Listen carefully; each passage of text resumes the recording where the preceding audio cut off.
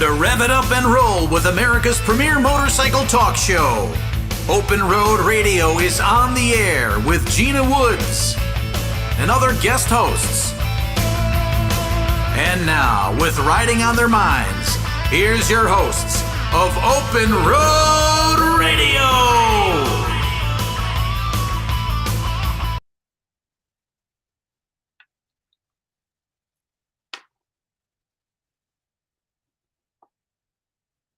Hello, everybody. I think we're having a little technical difficulty. Gina, we're not hearing you.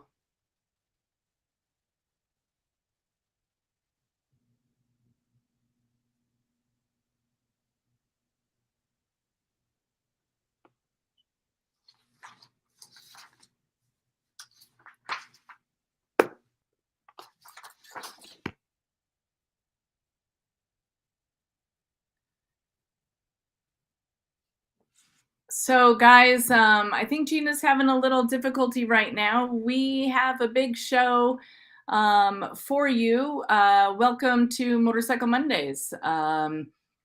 K-Shop 1400 AM and 107.1 FM Las Vegas, WPJX 1500 AM and 92.5 FM Chicago.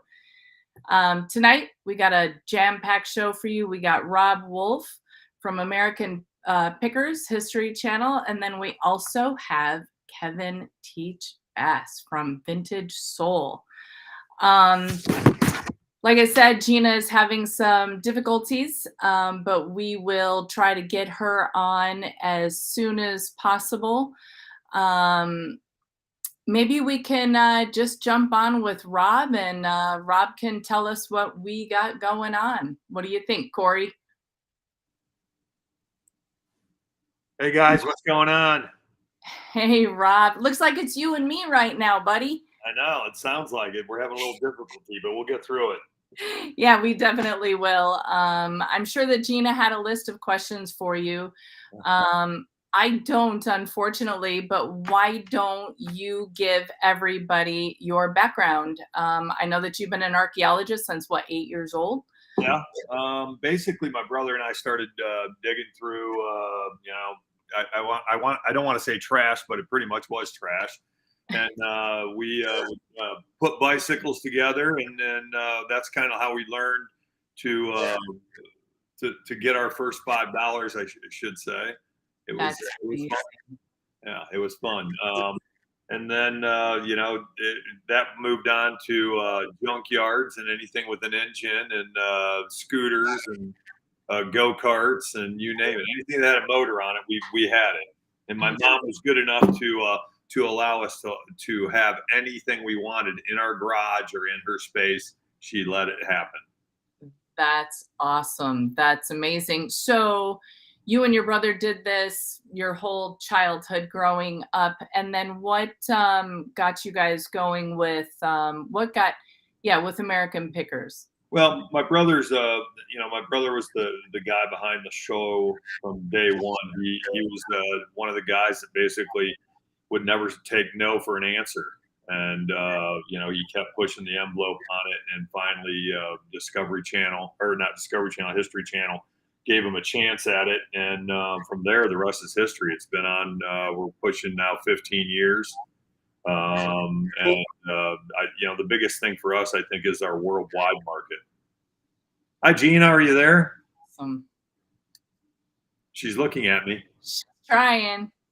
She might have to go from her phone. She might. Yeah.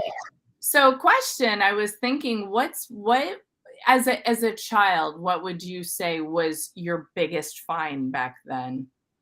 God, I think, as a kid, my biggest thing was digging through junkyards. I was so intrigued about digging through junkyards. Anything that was left in the glove boxes, in the trunks of the car, that told the story of that car, possibly how the accident happened, all these things. And I remember my brother and I would go down to this Old Man Getch's junkyard, and we would jump from stack to stack. And Old Man Getch had the worst dogs you've ever saw. They would literally want to eat you if you fell off the car. Oh my gosh. And my brother always used to joke. He'd be like, "Mom would be awful mad if I had to go home and tell her that you got eaten by a dog." Oh my gosh. That's funny. I'm sure that you learned things there that you couldn't learn in school too, in regards to, it's pretty interesting what you said about the cars and kind of trying to figure out how the crash, how it all happened and how it got there. Yeah. That's actually pretty cool. Well, today kids don't get that chance to let their minds wander. My brother and I would take the creek. We would be like Huck's Finn because we lived on the Mississippi. We'd take a raft. We'd go all the way down the creek. And right next, before you hit the Mississippi River, was Old Man Getz's junkyard. So we'd always be too afraid to go out into the river with the raft. So we'd get out at Old Man Getz's junkyard, and then we would actually, climb his fence or jump in the junkyard. The dogs would start chasing you, and then you get stuck in there for a couple hours. Right. Oh my God, that's crazy. That's crazy. And then have you ever taken a break from that? What else have you done? No, I mean, basically, I've owned several companies over the years. I actually have 5 kids, believe it or not. Nice. The ages anywhere from 28 years old all the way down to I have a set of twins that are 19. So that kind of kept me off the road for a few years. My brother was, he was always single, so he could go at any given time. He could be jumping. He'd call me and be like, "Hey, I'm in New Jersey. I'm in Pennsylvania. I'm in North Carolina. You should be with me." I'm like, "Well, I can't because I got to raise my kids. That's how it works." Yeah, no, absolutely. I'm actually a baby out of 5, so I know what it's like coming from a big family like that. You're the last one, Penny? I am. Oh, that's awesome. That's awesome. Spoiled. Yeah. I was. I know. I see that with my twins. You're right. So have any of your kids followed your lead? I think I got 2 of them. One of my twin daughters is getting into the car scene. The motorcycle scene has not been one of the things I could ever let my kids follow. They just never wanted to get into it. Gotcha. I don't know why that is. Interesting. It's funny you say that. My son, I used to ride him on the back of my FXR, take him to school and stuff, and been in the industry his whole life, and he didn't even start wanting to ride motorcycles until he was 18. And now he has a dual sport that he rides, but it took him a while, and maybe they just get used to seeing it around, and you know what I mean? Either they're it or not, The big thing for me was I literally, for me, it was like I grew up with it. Since I was a little kid, we had mini bikes, we had go-karts, we had dirt bikes, we had all that stuff. I mean, my mom, she pretty much didn't know about it, but we actually stashed it at friends' houses. So we ran the gamut of the alleys all the time, and pretty much knew who the police were, how not to get caught. That's awesome. And what was your favorite bike growing up, and what's your favorite bike now? Oh God, I had a Can-Am 125, and I did a lot of dirt riding back then. I had a 250 Elsinore. I rode that thing all over the dirt, and now I have a dual sport. I have a Panhead and I have an Indian that I ride, but honestly, the dual sport seems to be my go-to bike all the time. I don't know why. It's awesome. That's awesome. That's what my son rides. That's what he started on, was a dual sport. Yeah, that's good. Do you do more? Well, obviously, you probably do a lot more off-road with that, seeing you got all your other motorcycles, right? Yeah, I mean, honestly, the show has kept me off the bikes as much as, me driving my cars, it seems like I drive my cars more than I ride my bikes because I'm constantly hauling something. So I've got, most of the stuff I have is antique trucks. Gotcha. So I don't know. It seems like every time I leave the shop, I can't take the bike with me because I've got to haul something to somebody or I'm going to pick something up. Right. That's yeah. Awesome. And now, what about the show? What would you say is actually, Gina's calling me, so I'm going to put her on speaker. Yeah. And maybe she can join the show that way. Hang on. That's what I kind of figured. There you go. Are you there, Gina? Hey guys, I don't know if your camera's not working. My mic's not working. I don't know. Give her a chalkboard. This never happened. Yeah, give her a little blackboard she can write notes on and put it up against the screen. Right. Well, it is just amazing to hear you because I had such great conversation with you. We had such a good talk. It was like I'd known you forever. You were just like major friend right away. And we had so many people that we've known in the same circles. Yes. We're all interconnected. I say it by 7. People really don't think about that, but we really are. I mean, I just met Penny tonight, and I'm trying to think about somehow we're interconnected back to Joliet. Our paths cross roads somewhere in there. So I just read that you are. I didn't know that you were directly from Chicago. You're from Chicago. Up again. And I gotta say, Lombard. I'm sorry. Repeat that, Gina. Rob, did you grow up in Lombard? No, I grew up in Joliet.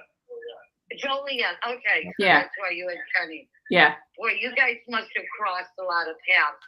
I'm sure you did it yeah, we had to have. Yeah. Definitely. You know, one of my favorite stories everybody always asks me, because my brother's totally, I'm like into the chopper type bikes. I like choppers, and I always have. And I think one of the reasons that I'm more intrigued with those bikes was because my mom I remember this distinctly, downtown Joliet. We were at the Catholic church. We went to a wedding there of her friend, and they came out of the church, and there were 4 choppers lined up, coffin tanks, just beautiful pearl white paint jobs, you know, sissy bars, the whole extent, you know, 13-foot girders on them, just crazy looking bikes. I'm probably like 7 years old at the time, and the bride takes her bottom of her dress off, and she has hot white boots up to her knees, and clearly she jumped on the back of that bike and rode off. And that was like the scene. It was it, and that's what intrigues me about choppers. I got to ride that chopper. It's so cool. Oh my God. That is funny. That's funny. My brother had a bicycle that had what we used to call back in the day a banana seat and a sissy bar. And I think that's why I fell in love with the look of choppers, so to say, you know, and I thought I was so badass riding that bicycle around, you know. Heck yeah. We used to have a guy across the street from us, Mark, and he would build the longest and biggest choppers you've ever seen in your life. I have no clue how there was a couple bikes that you had to climb on top of the roof of his garage to get on the seat to ride the bicycle. And it had a long motor on it, but he was just famous for building that stuff. Okay, I got one. So I went out with this guy. I was in college in Austin, Texas. I was at the university, and I went out with this guy named Dirk, and we were on his chopper, and it would get to an event a half an hour before we did. This thing was stretched out, and people literally, I swear to God, he would come up to the stop sign, and people would roll their windows up, and I was like, what? That's awesome. That is awesome. That's funny.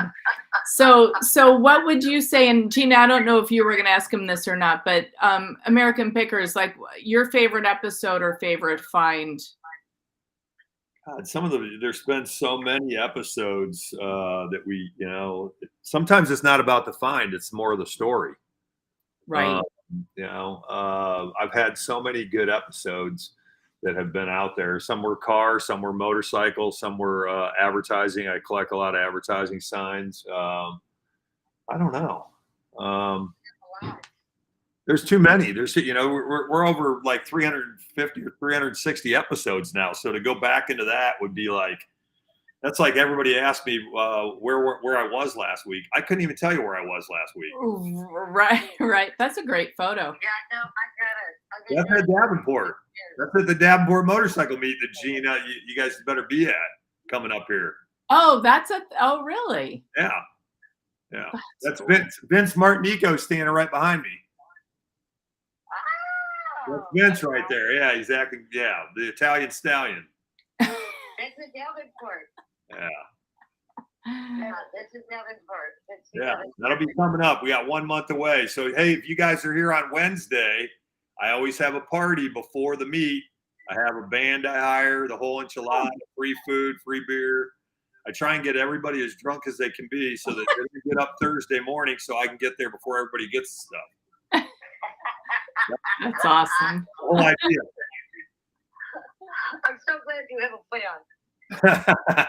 You have to. You have to wake up and have a plan every day. We totally do. I have so many questions to ask you because I missed so much of the beginning. You're just so personal. I think you're one of the friendliest pickers. I'm sorry, but I think you are. No. I'm the friendliest picker. Yeah, you're the friendliest picker. You're That's the awesome. friendliest picker. That's awesome. But I wanted to ask you, through all your trials and tribulations, what do you think would be your what would you look for? What is your favorite find? What would be the ultimate for you? I mean, you've already been through all this crazy cool stuff. What do you think would be like the ultimate instead of just being the rigmarole? One of the biggest things I collect, I love cars. I would love to, I would love to find myself a split window Corvette in a barn somewhere. I found a few Corvettes over the years, but just never found a split window that was original paint. Anything that like that, a Porsche, and 356 would be something that if I could find something like that in a barn, untouched. Really early bicycles, like hard tire safety, stuff that brought transportation to the forefront, history, those things. I mean, we ride these motorcycles, we drive these cars, but these people back then were riding on, hard tire bicycles that were, had no brakes and then they finally put a brake paddle on there, and how transportation evolved to that point is just absolutely magical. So, to answer your question, I would have to say, for me, the Holy Grail would be an advertising piece because I collect so much advertising. It would have to be something like that. A Musco sign, they just sold a Musco sign for $1.5 million. So it's like, wow. Yeah, to find something like that in a barn would be unbelievable. Wow. Yeah. Well, I want one of those Pegasus, so save me one of those, because I've always wanted a Pegasus. And I saw that you had one from one of your pictures, so I want you to save me that one. But I could give you a whole list. We need to meet for coffee. Yeah. Yeah. A whole list for you. Good stuff. Good stuff. The the peg. It's. I've been doing the advertising thing probably for the last 25 to 30 years, and this picture that's up on screen, that's a one of a kind bike that some guy built. That's in Texas at the paid swap meet, and when you look at that, parts of it are Harley, and then part of it's a mini bike, and then he put a aerospace tank on the back of it. We couldn't figure out what the engine was that went on it. That's crazy. That is crazy. Put a panhead or a knucklehead motor in that. Just ride it. Oh, God. Yeah.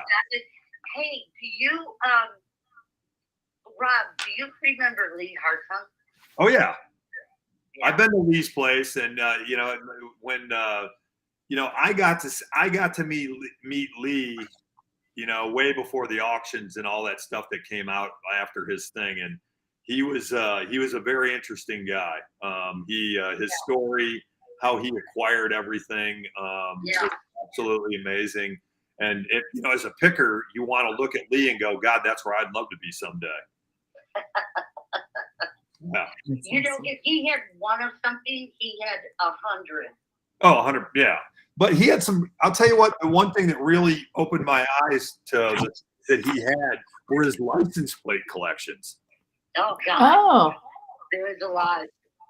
His license plate collection, I think, brought about $1 million. It was about right around $1.2 million. which was unheard of back then. I really opened my eyes to like, wow, license plates, got to collect those. Do you do that now? I do. I have license plates. I've got a bunch of them. I've got boxes of them sitting on shelves. Everybody always asks me if they're for sale. I'm like, you can find them in my office. He used to have all those baby carriages. Oh yeah, yeah. Oh, wow. Wow. Motorcycles and cars. You know, Watzler ended up with that BMW that was a prototype that a guy was like, here, come get this thing, tow it home. We don't want it anymore. $1 million BMW. So, Mm-hmm. it was, You know what? It just makes my heart so warm. There's all you collectors, that just keep this going. That's really something to be said about this industry and the passion and the love that you guys have. Lee didn't come to all of our big motorcycle events, but man, he was just so cool to everybody that would come to his place. He gave everybody just a hospitality, that was unmatched. And, there's something to be said about, just a great lot of people with a lot of deep passion. Yeah, that's for sure. yeah, you've met my brother. When you met my brother, I'm sure he opened the doors and wanted to tell you every story about every motorcycle he had down there. And I told him that I needed to go get more whiskey. Oh my gosh. There's a lot of stories to be told down there. Yeah. That's funny. I love the fact that all the old guys that sit there. I go to Hershey every year. Hershey's the same thing as going to Davenport. It's all about the stories that these guys tell. Yeah. 100%. So I've been going there for years. I'm part of the AMCA third chapter, and now I'm part of the Badger chapter as well. But I used to go there and sit around the campfires and just listen to all these stories, like well into the wee mornings, just because that's what it's all about. And listening to these guys, they have so much knowledge and passion. Yeah. Sorry about the delay on this, guys. I'm doing the best I can with the phone. You're doing great, Penny. Thanks. I'm like muting and turning the volume down, turning it up. So It's going good. It's going good. It's awesome. It's fine. The one thing that I keep telling my brother is that we are at that point where we're starting to be the old guys now. Yeah. Gina and I just had that conversation today about us being the old chicks in the industry now. Yeah. Well, we're all going to be there someday. Yeah. What'd you say, Gina? Being on the verge of 49, absolutely. 49, absolutely. I wish I could go back to 49. We're kidding. We're kidding. I know. Eddie, don't tell all. Okay. But well, fantastic, Rob. You are just you're a pleasure to talk to. Thank you so much. I could just sit here and talk to you all night. Thanks for your patience. Thanks, Penny. I'm sure that we'll connect soon one of these days. I look forward to seeing you guys at Davenport. I'll see you in Davenport for sure. All right. Thank you. Thank you, Rob Wolfe. Thanks. Take care. Rob Wolfe from American Figures. It just came back on July 5th, so you can check it out on the History Channel. Check out Rob and Mike and the whole thing. I think they've got some other. I meant to ask him about Jersey John, but they've got some other great folks involved these days as well. So check out History Channel, American Figures. And I think we're going to go pay some bills. So we'll be right back. And we'll talk about, let's talk about it right now. We got Big Andy. Andy is saying hello. Scott Reheck, thank you so much. Jason Barr, Dump Truck. Yeah, of course, Dump Truck. Hi, Dump Truck. Hey, Dump Truck.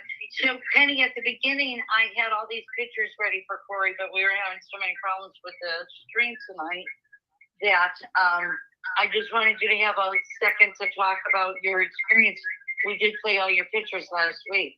Oh, you mean for the 120th? Yeah. Oh, it was great. It was really wonderful. Working with V-Twin Visionary at the museum was outstanding. I mean, we had the biggest attendance we've ever had at one of our shows, at any of our shows. And we oh, it was amazing. And I'm telling you, I mean, and you know, the city did such a good job helping people get around. I mean, I know there were some complaints, but I mean, all in all, they orchestrated it brilliantly, and the turnout was amazing, and everybody was so happy to be there. And I think what got me the most, and I kept telling everybody, is seeing people from all over the world with so much excitement to be there. People from everywhere.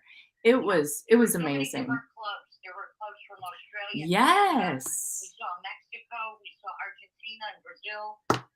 You name it. We saw Poland. We saw so many. Yeah. House of Harley did an amazing job. They were at the top of their game. Milwaukee Harley, we were there as well. We had 2 booths in 2 places. Yeah. 1 booth in each place. But it was they really kept it under wraps. I mean, for the amount of people that came out, and I think that it surprised them. Yeah. They were overwhelmed, I think, for a moment. And, Yeah. They handled it very well. Yeah, they did. They really did. And the line for the Harley Davidson Museum shop was wrapped around the building almost the whole entire time. Yeah. It was crazy. So they should be very happy. I'm sure they are. And everybody that I talked to was happy, whether it be enthusiasts, consumers, vendors, whoever. I mean, everybody was really stoked. There was really good energy. That's why they just made an announcement that they are going to continue to do that every year in July. And they're still having the Milwaukee rally at the end of the month of August. So, nice. wow, big kudos. Yeah, big kudos. Yeah. Party in my backyard. I know, right? It brings me out there more often. I know. Good. We like when you come home. Yeah, me too. Me too. All right, let's go pay some bills, everybody. Thank you so much for joining us. I want to say hello to Nikki. You did it again today. Fantastic. Awesome. Some truck Thursday the night watch at Baas Acres. Oh, that's where you are. Don't get him in trouble when he comes down in here. Right. Jason Mark, the original Aerosmith band line was great. He must have been watching us. Hey, everybody, thank you so much for joining us. Give it a like, give it a share. We're going to be right back after these messages.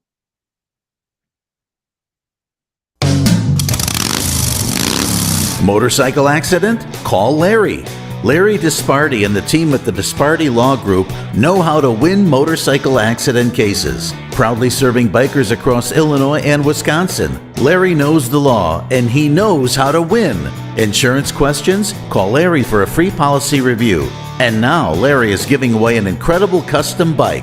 Enter for a chance to win at the Brower House Tire Swarm Car and Bike Show every Thursday night. There's a reason why Disparty Law Group has been named one of the most influential law firms in the U.S. and has won more than $1 billion for their clients. If you've been injured in a motorcycle accident, call Larry Disparty at 312-600-6000 and find out why bikers across Illinois and Wisconsin say Larry wins. Now, let's ride.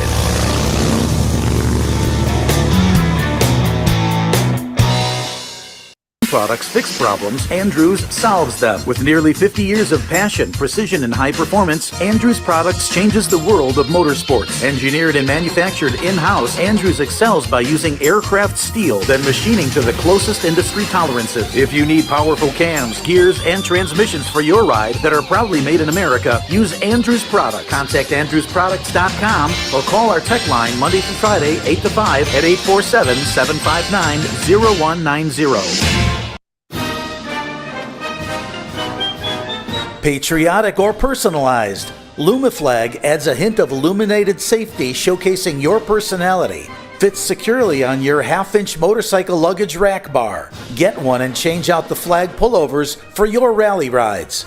Lumiflag is a new product offered exclusively with Open Road Radio. Order now for just $39.99. Lumiflag is made in the USA, assembled by young adults on the autism spectrum.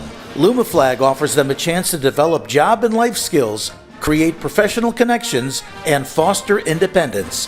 Go to www.lumiflag.com to order now.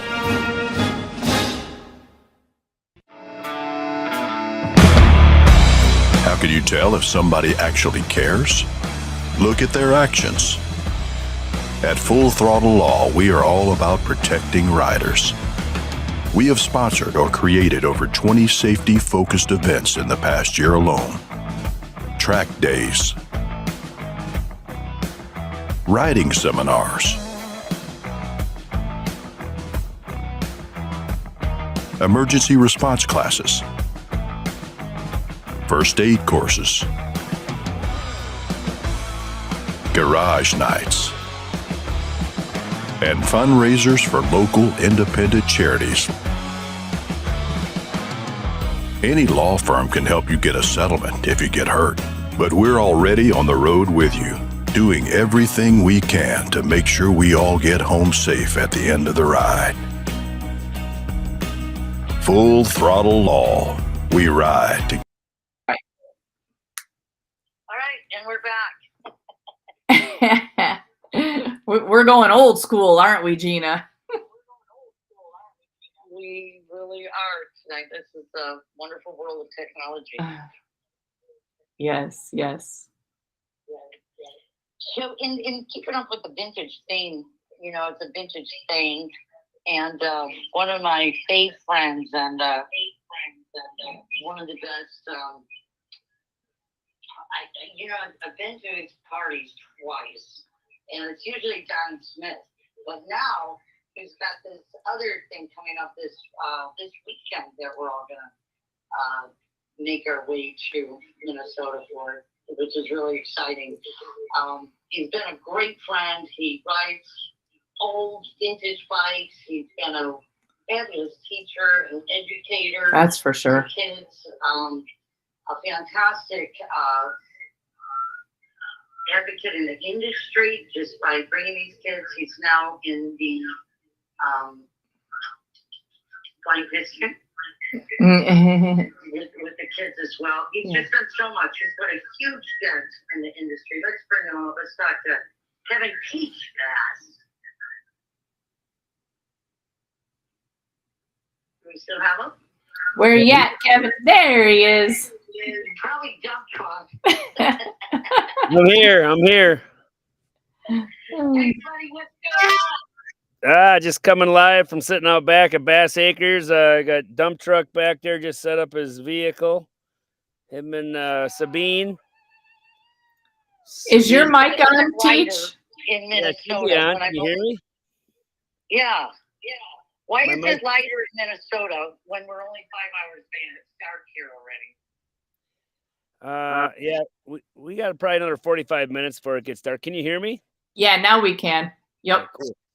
Did you hear Sabine and dump truck back there hooting and hollering? That's them back there.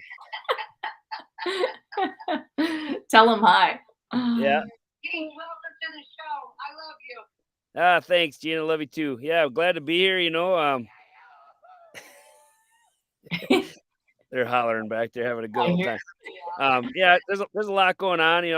I'll start talking about stuff. You just let me know when to stop or whatever. But today's my 24th wedding anniversary with my lovely wife Amy. So Yeah, happy Yeah. anniversary. she's a saint to stick with me all these years and keep me out of trouble. And she's my best friend and partner and rides knuckleheads next to me. So it's cool. We're loving life. We were able to work our tails off and get this property behind me. This is Baas Acres. We got a nice little 10-acre spot.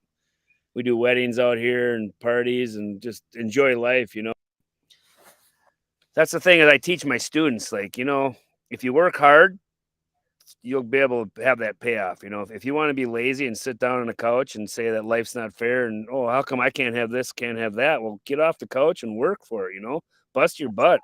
Get your hands dirty, get that elbow grease going and you can make it happen. Like for me, a school teacher, my wife was a stay-at-home mom for a lot of our years with our kids because we wanted her to raise them, not a daycare provider.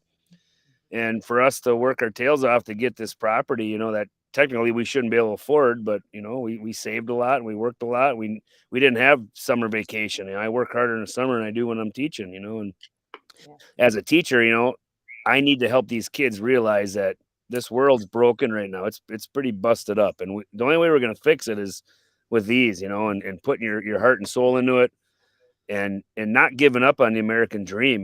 People are trying to tear it down, but it's there for you if you want to go after it. And don't let people, knock you down and say that, well, you can't, or you shouldn't, or you're not able to. It's like, no, I want something, and I don't care what anybody says. I'm going to go for it. I'm going to get it. And it comes down to hard work, so. And I have to interject on this because the thing about all this that you're saying is that parents also have to make sure they know they let their kids know what's available out there.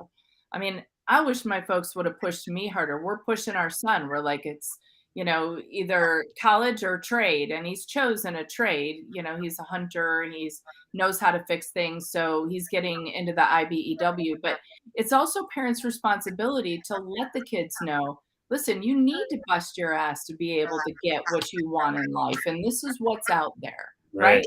Yeah. Oh, absolutely. It's funny because I always kind of joke off the side about, I teach my students a lot, but I have to teach parents almost just as much because some of these parents, they don't have a clue, they didn't grow up the same way. And there's so many opportunities for these kids, they can make a lot of money right out of high school if they just want to work hard and put their mind to it. You don't have to have, hundreds of $1,000s in college debt or, whatever. You can go after it. And the thing with me is I don't discredit any avenue because what I tell my kids, I want to have 50 doorways for you to go through. And the doorway that was right for me probably isn't going to be right for most of my students. And that's okay. That's what makes the world go round. Everybody's a little different and we're all going to fill those different voids of things we need. But, for me, it's like, I don't just advocate for one thing. Like, for a long time, schools were only advocating for 4-year college. You got to go to a 4-year college or you're not going to amount to anything. You got to go to 4-year college. It's like, no, you don't have to do that. Right. Technical schools, trade schools are awesome. Yeah. You can get out of there in half the time with little or no debt and be making $100,000, right out of school, and it's like, so if I have military come in, I love our police officers, our military, all of our people that serve us. I'm a big believer in, promoting for every which way, so we have military avenues. We have, tech college avenues. We have school to work stuff where you get out here and go right away with a company and they'll mentor you. I have my 4-year colleges. I have all kinds of schooling. And so for me, to be a good teacher, you can't be biased. You can't show the kids just what you want to show them. If you're going to be a good teacher, you got to show them everything, even stuff. If I don't believe in it, but I know it's good for kids, I'll let them know about it. The only time I will not let my kids, hear stuff from me is if I know it's a sham or a scam or they're trying to, jeopardize or do something with these kids that isn't right. And as long as I know it's for a good thing and it's got these kids an opportunity, I'll open their eyes to it and say, hey, maybe this is the one for you, or maybe that one isn't. So like I say, a bunch of doorways, I'm all about showing them everything out there, every avenue, and letting them decide because we're all different. That's right. Teacher, I have the utmost respect for you because this is something, in this world, and especially now it's a different world and it's challenging, for the kids, for us. Jake, my son, he graduated from Iowa, from Kirkwood as a welder. He's a motorcycle racer. I couldn't be happier where he's at. And he's happy and he's responsible and he wants to get into business. And he's 23. I can't even begin to tell you what he's doing at 23. I mean, get banned by the FCC right now. Yeah. So, yeah. But I always appreciate the support you've given me, and that's what I love too. What I do is, I can have a career that I love and I help kids, but when I leave the classroom and summer vacation and Sturgis and big mountain runs and all these events and smoke outs, like I feel blessed because I show up and, everybody's a friend of mine, they love what I do. They pat me on the back and make me feel like we've known each other forever. And, I meet so many good people, met so many good friendships, and it's been great. I feel blessed. I really do. Well, dump truck says teach for president. Well, you know what? I hate politics, so I'm gonna have to stay away from that. But appreciate it, dump truck. I'll tell you what. Maybe if dump truck's my vice president, I'll think about it. There you go. And Sabine can be our, the Secretary of State, and we'll be good. Great job. And yeah. Well, anyway, so looking at some of the pictures I see you posting here, I am building, or I did build, and we just finished with some of my students one of the little Strider bikes for the Flying Pistons benefit at Buffalo Chip. So that's actually at the painter right now. A friend of mine, Jim Zemetis, is painting that, Z's Customs, and then when I get that back, I'll be sending that to Sturgis for Maryland and Buffalo Chip and the Strider bikes, Flying Pistons of benefit. So get on my Facebook page, bid on them. All the bikes are for bid right now, auction. Money goes to a good cause. So look at that. We got our Vintage Soul Bike Show coming up this weekend, the 29th, Saturday. It's our 4th annual, and it's just gone off the hook. It's to see the support we get and all the old bikes we get. I mean, it's pretty humbling, to think that my buddy Jared and I just thought, hey, let's just get a couple old people to bring bikes out that they normally don't want to bring out because the traditional shows, don't do it for them. They don't want to be around big wheel baggers and bedazzled jeans. They want to be around just greasy jeans and old bikes, and Right. And what started out as just an idea for just a fun little party with, maybe we'll have 20 bikes show up. Well, that first year it was like, I don't know, we had 20 some panheads alone and 15 knuckleheads. I was like, whoa, okay. And a lot of these bikes we've never seen before. Like these guys, like I say, they don't bring them out and take them to the general stuff. So we've realized we've kind of created something for like the old timers and the quieter people that want to just have a good old time, not be, just blasted with all the other loud music garbage that goes on. And, I love all motorcycles, don't get me wrong, but, Gina, and Penny, that I've always been known for the vintage stuff. I mean, that's all I've been on. I mean, I've been riding on old bikes and diapers with my dad since I was a kid. And, I've went across country on knuckleheads and panheads, and it's just what I love and it's what I know. And like I can work on one any which way and anywhere and make them run good. I've a lot of people bring them to me to help get them dialed in and get their magnetos going on them and stuff. And I feel blessed that I was able to learn something and have kind of my niche. And and I don't do a lot of service work for customers. I kind of keep quiet that way. Now I used to when I was getting my name out there, but now it's like I'm kind of picky. Like it's got to be an older bike, and it's got to be somebody that I know that isn't just trying to use me to get it going so they can flip it on eBay and make a bunch of money off some old timer that they bought it from. So for me, it's a lot about the soul that goes with it. To own an old bike, to own vintage motorcycles, to be a caretaker for these bikes, because they've had owners way beyond us. And that's all we are. We're caretakers. We're getting these bikes from somebody who else had it, from somebody else, and they all have stories to tell.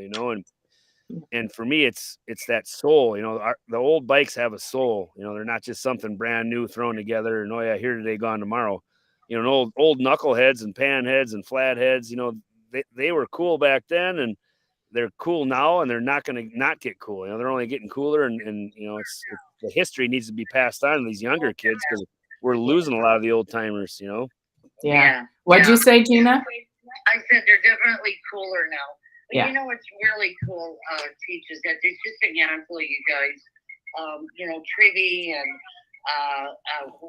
Rob and Russ and John, and they work on Watchler.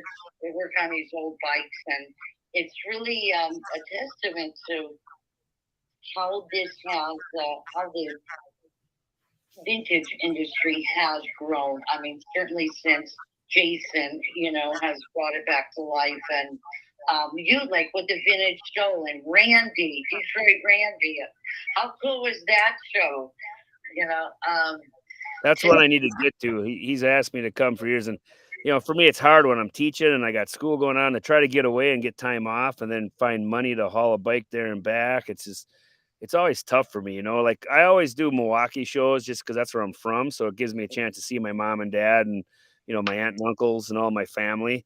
So that I don't mind, giving up something just to get there, because it's like, hey, this is, I'm staying at mom and dad's farm and I get to spend family time, which I don't get to see them enough. But all these other shows I get invited to, a lot of them I have to pass right now because I just can't afford to take the time off and get it down there. It's not that I don't want to be there. All these shows, like Randy's show, is definitely on top of my list. I got to get to one of these years. I just got to figure out how to make it work. But Chris and Heather are gonna fly me down. Oh, what's that? That was big fun. Randy's show was big fun. And how about your show, your bike and Mama Tribe? How cool is that? Yeah, I see the pictures up right now. That's my 58 panhead. That's the second panhead I ever built way back in the day. And it's in the museum right now, which is pretty cool. As I had my family come with, we took some pictures around it, but that was my second panhead I ever built. And, I had to sell it off and it was gone for a while, but I was able to buy it back from a good friend and get it back in my family. So it's going to go to one of my sons, when they're ready for it. And my very first pan, a 57 panhead, was bought by Jason Momoa, and he just recently gifted it back to my son, shipped it back here. So my son got that for his 19th birthday present from Jay, which is pretty awesome. It was very cool. I was watching that whole thing. That was very cool. You're doing so much right now. You got a bike and Mama Tribe. You've got this thing coming up on the weekend. You're at the Flying Pistons. You've got you've been really busy, dude. Yeah, yeah. It's 4th anniversary, and your wife's wondering why you're on the radio when you should be out with her. Yeah, it's kind of crazy because sometimes I feel like it's that out of sight, out of mind mentality with people in this industry, and I took a little hiatus and backed off from traveling just because I wanted to be a good dad and a husband and spend more time with my family. And what was great is like the people who really aren't really true. Yeah, they might write me off thinking I was gone and out of the picture and I'm washed up or whatever. But all you and all my friends, the minute I came back and all of a sudden it was like, man, open arms and everybody was like ready to just keep me going with where I left off, and Chris and Heather are going to fly me down for the smokeout this year as one of the legacy builders for that, which will be awesome. And, I first met Chris at the smokeout way back in the day, and I had a little card table saying, hey, I'm a school teacher. And Chris walked up with a backpack saying, hey, I got this magazine, Cycle Source, and so it's cool that him and I have been friends all these years. And, through good times and bad, we've always hung tight. And he's always believed in me, even when I couldn't be at his shows and events. He knew my heart was still there. I just had to take care of stuff at the home front here and make family first. Yeah, and I think sometimes that it's just that we have to go back and we have to do life. You know what I'm saying? Yeah. We just did we did the Tennessee Jam, then we did the Milwaukee, and then we did everything is just coming so fast. Yeah. And there's stuff in between, and there's kids in between and grandkids and just that you're still here and doing it. And I think we're always here, and people know that. It's just sometimes we have to pay attention to life too. Yeah. You know what I'm saying? Yeah. Like we're doing in the background. Penny, more than anything. Yeah, I grabbed him right away, right, Kevin? As soon as I saw you at the V-Twin Visionary area, I was like, I have got to say hi to this guy because I missed seeing you. Yeah, it's been some good times. It's good to be back. I'm slowly working back in. My youngest son now is 16, so he's got his license, so he can take himself around a lot of stuff. And it's like you hate to see your kids grow up because when they're little and they depend on you, it kind of seems like it could be kind of like a burden because you're like, oh man, I got to do this, do that. But once they grow up and they're on their own, you're like, oh, I missed that. Wait a minute. Be little again. I want you to have me read you a story, and I want to have to take you to practice, And we want to remind it. Yeah. We all have kids the same age. Your boy's a little bit younger. Penny and I both have boys the same age, and it's just like, oh no, don't grow up, guys. Right. But they're all into motorcycling. And how has that been for your kids? Obviously they have the utmost respect for you and what you've done because they're following. Do you think they're following in your footsteps? What do you think they're going to do with the industry?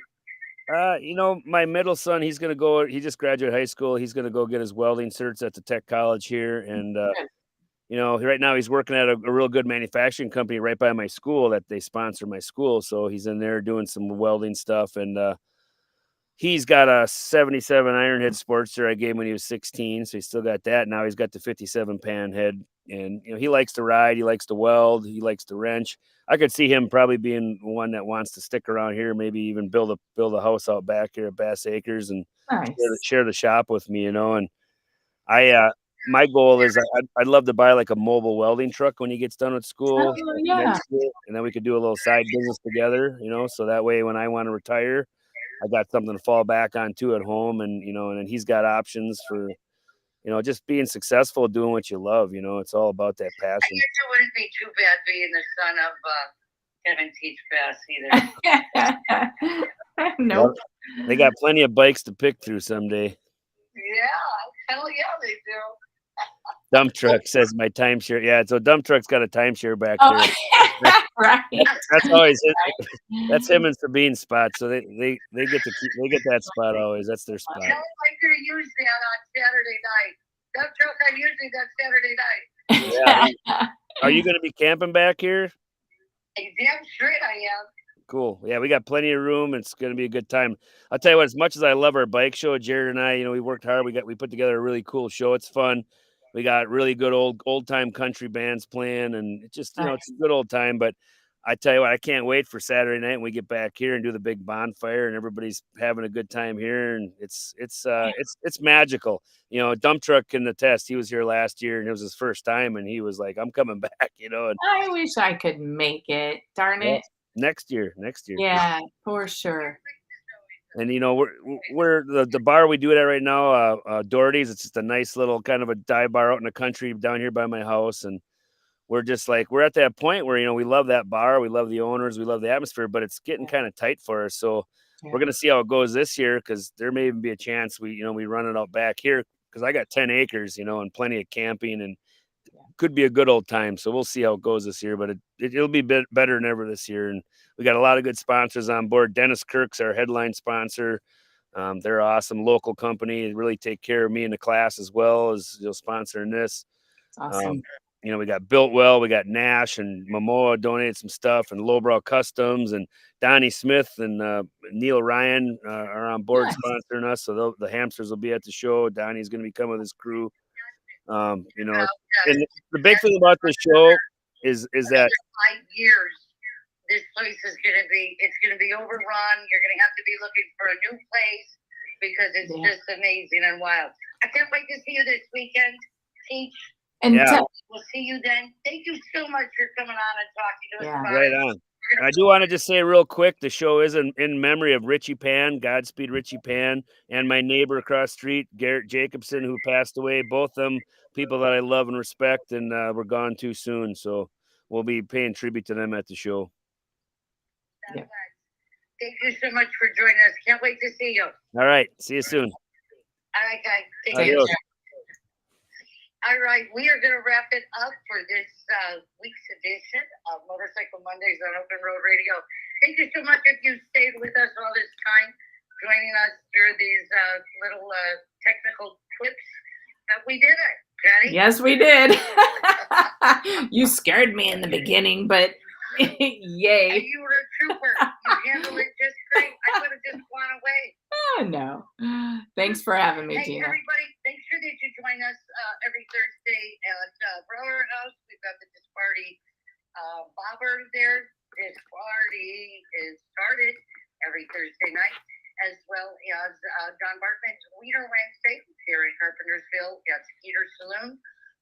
Penny, got anything coming up? I'm going camping this weekend. Nice.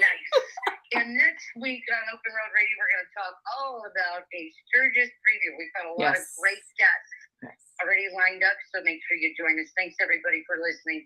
Have a great night. Have a great week. Ride safe, and we'll see you next week on Open Road Radio. Peace out.